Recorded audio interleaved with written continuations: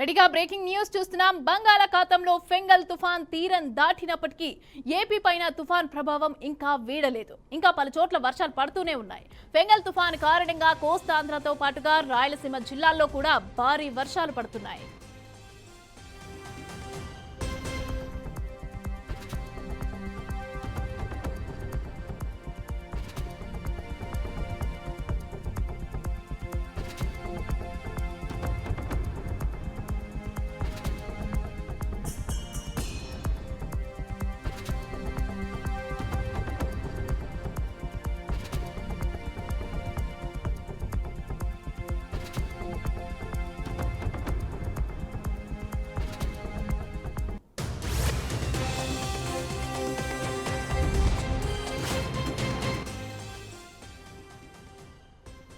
చిత్తూరు, తిరుపతి జిల్లాల్లో గత 2 రోజులుగా ఎడతెరిపి లేకుండా వానలైతే పడుతున్నాయి. ఈ రోజు కూడా చిత్తూరు, నెల్లూరు, వైఎస్ఆర్ జిల్లాల్లో అక్కడక్కడ వర్షాలు కురుస్తున్నాయి. దీంతో వాహనదారులు ఇబ్బందులు పడుతున్నారు. ఇక మత్స్యకారులను ఇవాళ చేపల వేటకు వెళ్లొద్దని అధికారులు సూచిస్తున్నారు.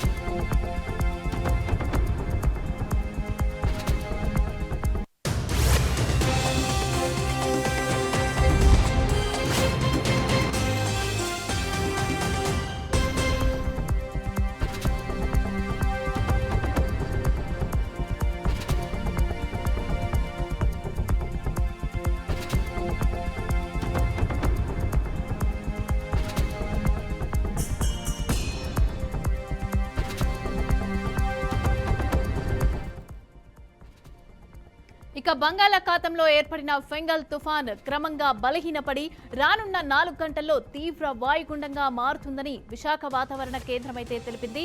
ఇక దీని ప్రభావం కారణంగా ఈ రోజు కోనసీమ, కాకినాడ, నెల్లూరు, చిత్తూరు, తిరుపతి, అన్నమయ్య, శ్రీ సత్యసాయి జిల్లాల్లో భారీ వర్షాలు కురుస్తాయని ఐఎండీ తెలిపింది. తీరం వెంబడి గంటకు 40 నుంచి 50 కిలోమీటర్ల వేగంతో గాలులు వీస్తాయని వాతావరణ శాఖ తెలిపింది.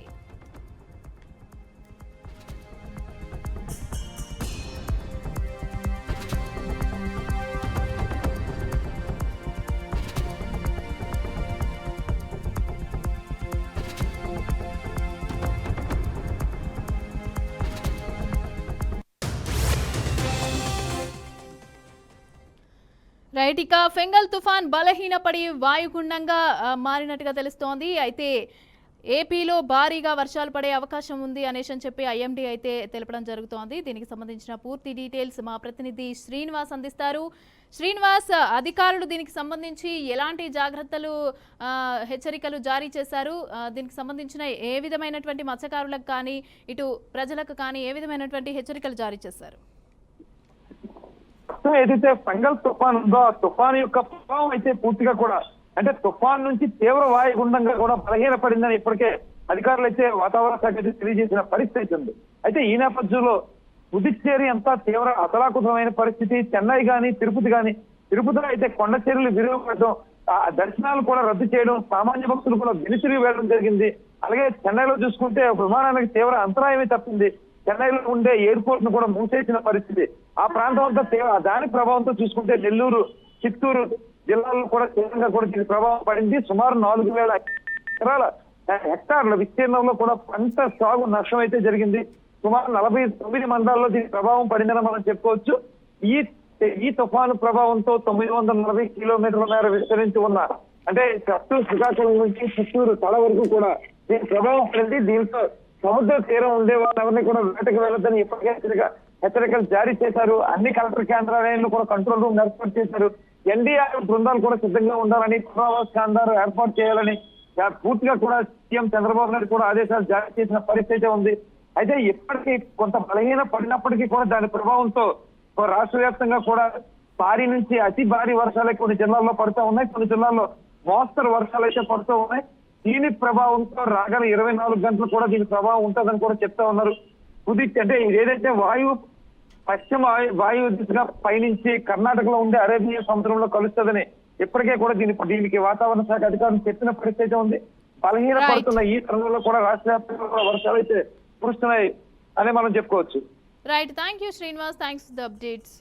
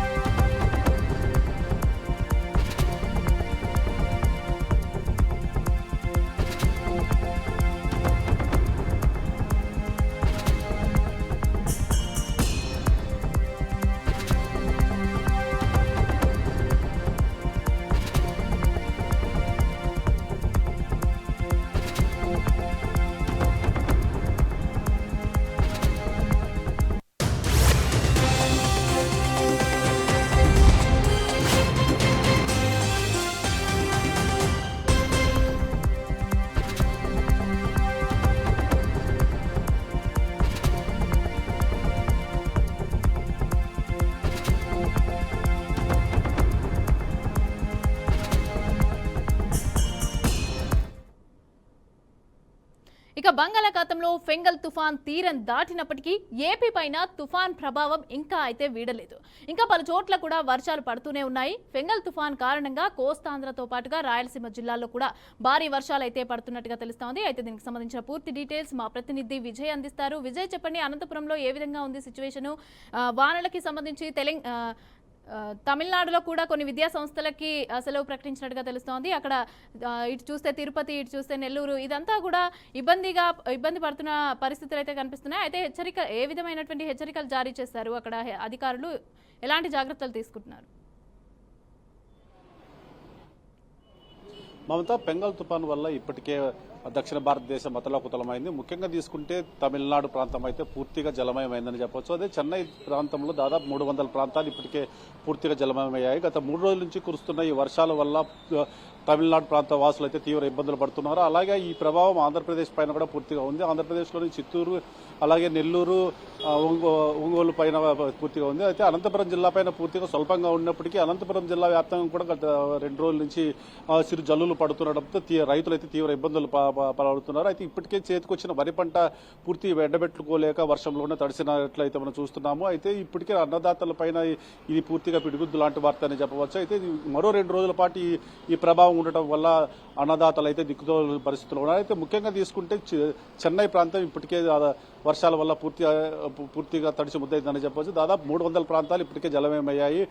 చెన్నైలో కూడా దాదాపు 3 రోజుల నుంచి విద్యా సంస్థలకు అయితే సెలవులు ప్రకటించడం జరిగింది. అయితే తమిళనాడు ప్రభుత్వం కూడా ఇప్పటికే పూర్తిగా సహాయక చర్యల్లో పూర్తిగా పాల్గొన్నట్లయితే తెలుస్తుంది. అయితే ఎటువంటి అక్కడ ముఖ్యమంత్రి స్టాలిన్ కావచ్చు, ప్రజాప్రతినిధులు కావచ్చు, అలాగే జిల్లా అధికారులు కావచ్చు, పూర్తిగా వీటిపైన సహాయక చర్యల్లో పూర్తి నిమగ్నమయ్యి ప్రజలకు ఎటువంటి ఆటంకాలు లేకుండా అయితే ఇప్పటికే చూసుకున్నట్లయితే లోతట్టు ప్రాంత ప్రజలను కూడా సురక్షిత ప్రాంతాలకు అయితే తీసుకున్నట్లయితే ముఖ్యంగా మన ఆంధ్రప్రదేశ్ పైన కూడా పూర్తిగా ప్రభావం అయితే ఉంది. నెల్లూరు ప్రాంతంలో దాదాపు ఇప్పటికే 4600 హెక్టార్లలో వరి పంట అయితే పూర్తిగా లాస్ అయింది, పంట మునిగిపోయింది. అలాగే పుదుచ్చేరి ప్రాంతము తీవ్ర నష్టం చేకూరింది వర్షాల వల్ల. దాదాపుగా చిత్తూరు జిల్లాలో పొంగనూరు ప్రాంతంలో దాదాపు 20 సెంటీమీటర్ల అధిక వర్షపాతం అయితే నమోదైంది. అలాగే తిరుమల కొండల్లో కూడా కొండ చర్యలు విరిగిపడడం వల్ల తిరుమల వెళ్లే ప్రయాణికులు కూడా పూర్తిగా అంతరాయం కలుగుతుంది. అయితే కాలినడక వెళ్లే భక్తులు కూడా ఇప్పటికే తిరుమలకు వెళ్లరాదంటూ ఆంక్షలు విధించడం అట్లయితే జరుగుతుంది. అయితే తిరుమల టీటీడీ అధికారులు కూడా ఇప్పటికే